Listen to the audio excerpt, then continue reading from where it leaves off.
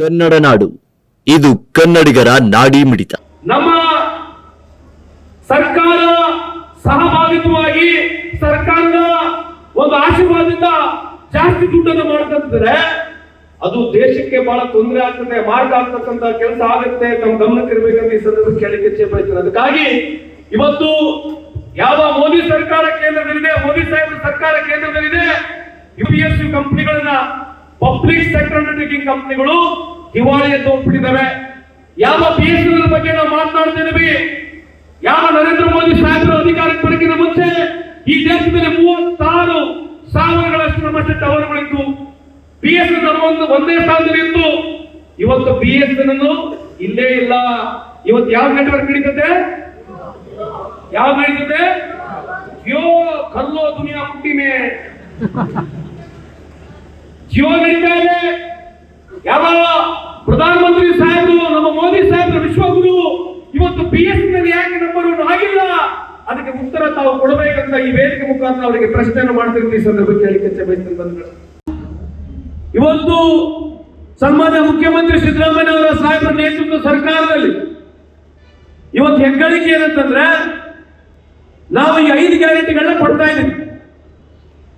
ಬಹಳ ಜನ ನಮ್ಮನ್ನ ಇದು ಮಾಡಕ್ಕಾಗೋದಿಲ್ಲ, ಕೊಡಕ್ಕಾಗೋದಿಲ್ಲ ಅಂತ ಹೇಳಿ ಬಹಳಷ್ಟು ಬಿಜೆಪಿ ನಾಯಕರುಗಳು ಇದು ಅಸಾಧ್ಯ ಇದೆ, ಆಗೋದಿಲ್ಲ ಅಂತ ಹೇಳಿ ಬಹಳಷ್ಟು ಟೀಕೆಯನ್ನು ಅನುಷ್ಠಾನಕ್ಕೆ ಮಾಡಿದ್ವಿ.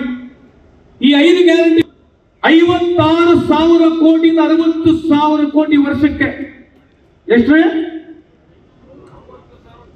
ವರ್ಷಕ್ಕೆ 60,000 ಕೋಟಿ ನೇರವಾಗಿ ಬಡವರಿಗೆ ಮುಟ್ಟತಕ್ಕಂಥ ಕಾರ್ಯಕ್ರಮ ಭಾರತ ದೇಶದಲ್ಲಿ ಯಾವುದೇ ರಾಜ್ಯದಲ್ಲಿದ್ರೆ ಅದು ಕರ್ನಾಟಕ ರಾಜ್ಯದಲ್ಲಿ ಕಾಂಗ್ರೆಸ್ ಸರ್ಕಾರ, ಸನ್ಮಾನ್ಯ ಸಿದ್ದರಾಮಯ್ಯ ಸರ್ಕಾರ ಅಂತ ಸಂದರ್ಭ ಕೇಳಿಕೊಳ್ಳಬೇಕು.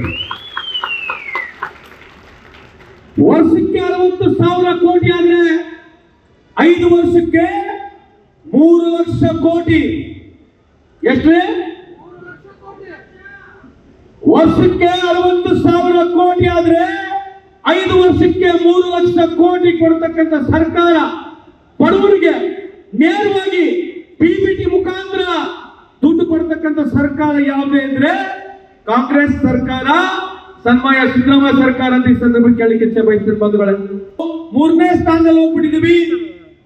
ಇವತ್ತು ನಾವು 4 ಟ್ರಿಲಿಯನ್ಗಳನ್ನ ಮುಟ್ಟುಬಿಟ್ಟಿದ್ದೀವಿ. ಜಪಾನಿಗೆ ನೀರು ಹೋಗಿದ್ದೀವಿ ಅಂತ ಹೇಳ್ತಾರೆ. ದಯಮಾಡಿ ಪತ್ರಿಕಾ ಮಾಧ್ಯಮ ಸ್ನೇಹಿತರಿದ್ದೀರಿ, GDP ಅಂತಕ್ಕಂಥದ್ದು ಅದು ನಮ್ಮ ದೇಶದ ಜನ ಎಷ್ಟಿದ್ದಾರೆ ಅದ್ರ ಮೇಲೆ ಡಿಪೆಂಡ್ ಆಗತ್ತೆ. ಯಾರೇ ಮುಖ್ಯಮಂತ್ರಿ ಇರಲಿ, ಯಾರೇ ಪ್ರಧಾನಮಂತ್ರಿಗಳು ಇರಲಿ, GDP ಬೆಳೀತಾನೆ ಇರ್ತದೆ. ಆದ್ರೆ ಏನು ಬಿಜೆಪಿ ಅವರು ಹೆಗ್ಗಳಿಕೆ ಹೇಳ್ತಾ ಇದ್ದಾರೆ, ನಾವು 4 ಟ್ರಿಲಿಯನ್ಗಳನ್ನ ಮುಟ್ಟುಬಿಟ್ಟಿದ್ದೀವಿ, ಜಪಾನ್ಗಿನ ಮುಂದೆ ಇದೀವಿ ಅಂತ ಹೇಳ್ತಾ ಇದ್ದಾರಲ್ಲ, ಅದ್ರ ಬಗ್ಗೆ ನಾನು ಸ್ವಲ್ಪ ಬೆಳಕನ್ನು ಚೆಲ್ಲಕ್ಕೆ ಇಚ್ಛೆ ಬಯಸ್ತೇನೆ. ಇವತ್ತು ಅಮೆರಿಕದಲ್ಲಿ ಇರ್ತಕ್ಕಂಥದ್ದು 26 ಕೋಟಿ ಜನಸಂಖ್ಯೆ, ಅವ್ರು ಇರ್ತಕ್ಕಂಥದ್ದು $28 ಟ್ರಿಲಿಯನ್. ಚೈನಾ ದೇಶ ನಮ್ಮಷ್ಟೇ ಇರ್ತಕ್ಕಂಥ ಜನಸಂಖ್ಯೆ, ಅವ್ರದ್ದು $19 ಟ್ರಿಲಿಯನ್ ಇರ್ತಕ್ಕಂಥ ಎಕಾನಮಿ.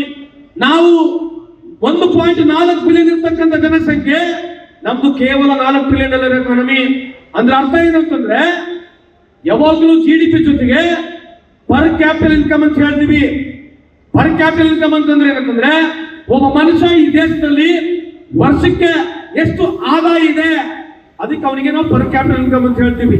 GDP ಅಂತಂದ್ರೆ ಗ್ರಾಸ್ ಡೊಮೆಸ್ಟಿಕ್ ಪ್ರಾಡಕ್ಟ್ ಅಂತ ಹೇಳ್ತೀವಿ. ಅಂದ್ರೆ ಇಡೀ ದೇಶದ ಜನರು ಖರ್ಚು ಮಾಡಿರ್ತಕ್ಕಂಥ ದುಡ್ಡು ವಹಿವಾಟದಲ್ಲಿ $4 ಟ್ರಿಲಿಯನ್ ಆಗಿದ್ರೆ, ಅದೇ ಅಮೆರಿಕದಲ್ಲಿ ಆಗಿದ್ರೆ $28 ಟ್ರಿಲಿಯನ್ ಇದೆ. 30 ಕೋಟಿ ಜನಸಂಖ್ಯೆ, $28 ಟ್ರಿಲಿಯನ್. ಅಂದ್ರೆ ಎಲ್ಲಿಗೆ ಬರ್ತೀವಿ ಅಂದ್ರೆ ಲಾಸ್ಟ್ಗೆ ಪರ್ ಕ್ಯಾಪಿಟಲ್ ಇನ್ಕಮ್ ಅಂತಕ್ಕಂಥದ್ದು ಬಹಳ ಇಂಪಾರ್ಟೆಂಟ್. ಅಂದ್ರೆ ಒಬ್ಬ ವ್ಯಕ್ತಿ, ಈ ದೇಶದಲ್ಲಿರ್ತಕ್ಕಂಥ ಪ್ರತಿ ವ್ಯಕ್ತಿ ವರ್ಷದಲ್ಲಿ ಎಷ್ಟು ದುಡ್ಡು ಸಂಪಾದನೆ ಮಾಡ್ತಾನೆ, ಅವನ ಆದಾಯ ಏನಂತ ನಾವು ನೋಡಿದಾಗ ಇವತ್ತು ಬಿಜೆಪಿ ಅದರ ಬಗ್ಗೆ ಮಾತನಾಡಕ್ ಹೋಗುದಿಲ್ಲ. ಇವತ್ತು $4 ಟ್ರಿಲಿಯನ್ ಇದೆ. ಇಲ್ಲಿ CMಗಳು, ನೀವು DC-ಗಳಿದ್ದೀರಿ, AC-ಗಳಿದ್ದೀರಿ, ಇದ್ರ ಬಗ್ಗೆ ನೀವು ಮನೆ ಮಾಡಿಕೆ ಮಾಡ್ಕೋಬೇಕು.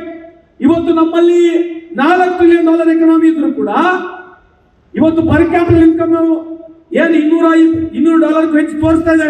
ಅದು ಆಕ್ಚುಯಲ್ ಫಿಗರ್ ಅಲ್ಲ. ನೀವಿನ್ನು ಕನ್ನಡ ನಾಡು ವಾಹಿನಿಯನ್ನ ಸಬ್ಸ್ಕ್ರೈಬ್ ಮಾಡಿಕೊಂಡಿಲ್ವಾ?